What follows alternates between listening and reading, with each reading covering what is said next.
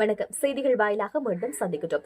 இலங்கையில் நாடாளுமன்ற தேர்தல் இடம்பெற்றிருக்கின்றது. இந்த சூழ்நிலையில நாடாளுமன்ற தேர்தல் இடம்பெறுகின்ற அந்த தருணம் வரைக்கும் பல இடங்கள்ல, முக்கியமாக புதுக்குடியிருப்பு முல்லைத்தீவு வாக்காளர்களுக்கான வாக்குச்சாவடிக்கு அருகாமையில பல வேட்பாளர்களுடைய சின்னங்கள் பொறிக்கப்பட்டு பிரச்சாரங்களுக்காக ஒட்டப்பட்டிருந்த சுவரட்டிகள் எல்லாம் இருந்திருப்பதாகவும், அதனை அகற்றச் சொல்லி போலீசாருக்கு ஏற்கனவே அங்கிருந்த மக்கள் அறிவுறுத்தல் வழங்கியிருந்தாலும் அது அகற்றப்படாமல் இருந்திருக்கின்றது. அதுக்கு பிற்பாடு இலங்கையினுடைய டிரான்ஸ்பரன்சி இன்டர்நேஷனல் அமைப்பு அதை அகற்ற சொல்லி ஏற்கனவே சொல்லியிருந்தது போலீஸுக்கு. ஆனால் அது அகற்றப்படாமல் இருக்கின்ற சூழ்நிலையில காலை வேளை பொறுத்தவரையில் டிரான்ஸ்பரன்சி இன்டர்நேஷனல் அமைப்பு உடனடியாக தேர்தல்கள் ஆணைக்குழுவிடம் முறையிட்டதற்கு பிற்பாடு சில விஷயங்கள் அகற்றப்பட்டிருக்கிறது.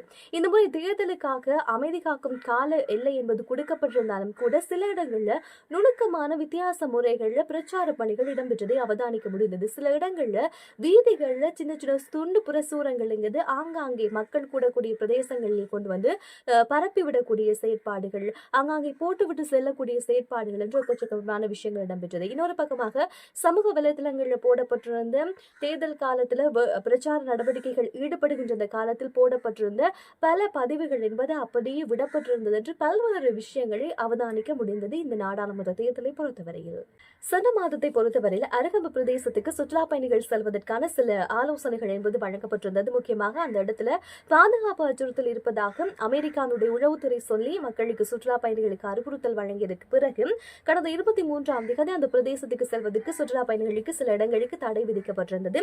இப்போது மீண்டும் அமெரிக்காவுடைய தூதரகம் இலங்கையில் இருந்த அந்த அர்கங்குடா பிரதேசத்தில் இருந்த பாதுகாப்பு சார்ந்த விஷயங்கள் சரி செய்யப்பட்டிருக்கிறது சார்ந்தும் ஏற்கனவே கொடுத்திருக்கின்ற அந்த பயண எச்சரிக்கையை மீள பெற்றிருக்கின்றார்கள். இந்த நிலையில இலங்கையில இந்த அர்கம்பகுடாவில் இவ்வளவு காலம் விதிக்கப்பட்டிருந்த அந்த பாதுகாப்பு எச்சரிக்கை என்பது நீக்கப்பட்டிருப்பதாக செய்திகள் வெளியாகி இருக்கிறது. கல்கிச போலீஸ் பிரிவுக்கு அருகாமையில் துப்பாக்கி சூட்டு சம்பவம் என்பது கடந்த புதன்கிழமை இரவு வேளையில் இடம்பெற்றிருக்கிறது.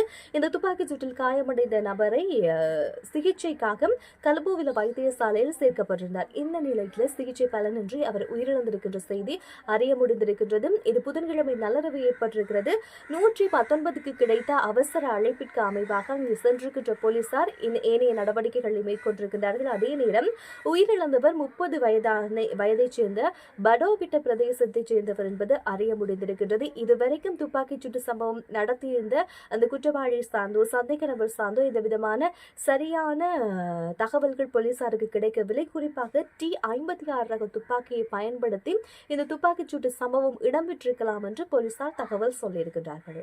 இன்று இடம்பெறுகின்ற இந்த நாடாளுமன்ற தேர்தலுக்காக நாடளாவிய ரீதியில் 90,000 பாதுகாப்பு பணியினர் கடமையில் ஈடுபடுத்தப்பட்டிருப்பதாக அறிய முடிகிறது. இந்த விஷயத்தை பிரதி போலீஸ் மா அதிபர் நிகால் தல்து அவர்கள் சொல்லியிருக்கிறார். 63,145 காவல்துறையினரும் 3,200 அதிரடிப்படை உத்தியோகத்தர்களும் கடமையில் ஈடுபடுத்தப்பட்டிருக்கிறார்கள். அதே சமயத்தில் 12,000க்கும் அதிகமான சிவில் பாதுகாப்பு படையினரும் கடமையில் ஈடுபடுத்தப்பட்டிருக்கிறார்கள். இந்த நாடாளுமன்ற தேர்தலுக்காக நாடளாவிய ரீதியில் பாதுகாப்பு என்பது பலப்படுத்தப்பட்டிருக்கிறது. அதே நேரம் பல வீதி தடைகளும் போடப்பட்டிருக்கிறது. முக்கியமாக வாக்கெண்ணும் நிலையங்களுக்கு சுத்தி போலீஸ் பாதுகாப்பு, ராணுவத்தினர் பாதுகாப்பு பணிகளில் ஈடுபட்டிருக்கக்கூடிய விடயங்களையும் அவதானிக்க முடிகிறது.